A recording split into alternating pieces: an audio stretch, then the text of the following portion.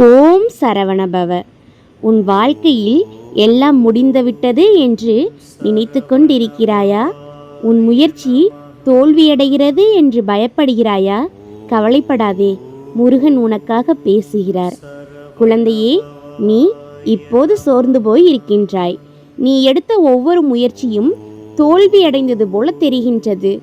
ஆனால் ஒரு விஷயம் நினைவில் வைத்துக்கொள், நான் உன்னை ஒருபோதும் கைவிட மாட்டேன். நீ சந்திக்கும் இந்த சோதனை உன் வாழ்க்கையின் முடிவு இல்லை, இது ஒரு புதிய தொடக்கம்தான். நீ இவ்வளவு நாள் அமைதியாக போராடினாய். உன் கண்ணீரை நான் பார்த்திருக்கின்றேன், உன் மன வேதனையை நான் உணர்ந்திருக்கின்றேன். இன்று நான் உனக்கு ஒரு வார்த்தை சொல்கிறேன், துணிவாக இரு. இன்னும் சில நாட்களில் உன் வாழ்க்கையில் நல்ல மாற்றங்கள் தொடங்கும். நீ விட்டுவிட நினைத்த அந்த கனவு நிஜமாகும் நாள் வெகு தூரத்தில் இல்லை. என் பெயரை நம்பிக்கையோடு சொல், நம்பிக்கையுடன் முன்னேறு.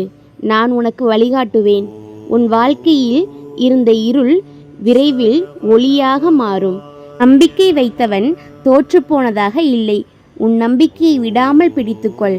என்னை நம்பியவர்களை நான் கைவிட்டதே இல்லை. ஓம் சரவணபவ.